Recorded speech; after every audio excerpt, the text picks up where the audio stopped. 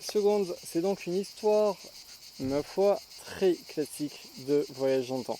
Un personnage qui regarde des choses de son passé, qui va les modifier, va en payer les conséquences et du coup, à la fin, va accepter le fait que en fait, il faut vivre avec les erreurs qu'on a faites et que il faut avancer après ça. Et ça, on le comprend dès les premières pages du récit. On voit très bien qu'on est en terrain connu. Là où il va y avoir des petites choses un peu originelles, c'est que le voyage dans le temps n'est pas pseudo-scientifique, on n'est pas sur la science-fiction, mais on est sur de la magie. Donc ça, c'est un petit peu original, surtout qu'on voit des conséquences magiques. Mais quand on le lit, on a quand même plus le sentiment que c'est la tranche de vie qui prévaut que le voyage dans le temps. C'est des personnages qui ont plein de défauts, qui ont pas mal de défauts. Et ce qui est intéressant, c'est plus de voir comment ils évoluent les uns avec les autres et comment des changements, euh, donc des changements dans le passé, reconfigurent le présent et du coup voir les nouvelles interactions en fait en fonction d'une seule chose qui a varié. À côté de ça, je vous conseille la lecture de ce bouquin-là, vraiment plus pour la tranche de vie que pour le voyage dans le temps. Maintenant, on va aborder un autre bouquin parce que c'est là où ça devient intéressant, c'est que même thématique du voyage dans le temps, on voit comment on peut faire des choses différemment.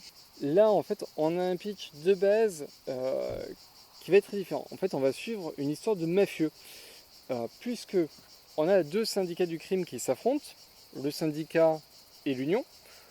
On suit, on va dire, un pauvre gars qui s'est retrouvé à bosser pour le syndicat parce qu'il avait besoin d'argent et qui se retrouve à être conducteur de pods spatio-temporels.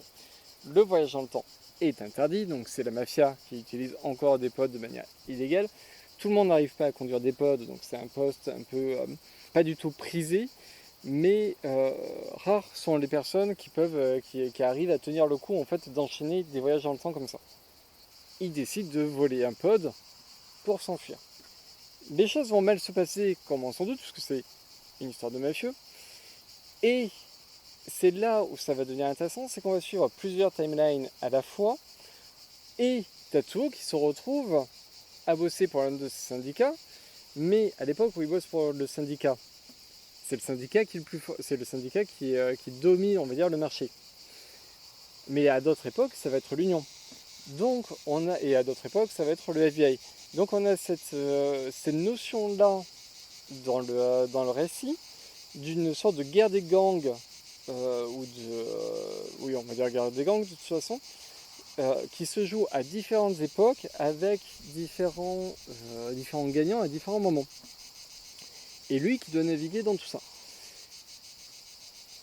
Je vais pas vous spoiler tous les retournements de situation qu'il peut y avoir, mais ils sont assez intéressants. On nous montre très vite les différentes conséquences qu'il peut y avoir.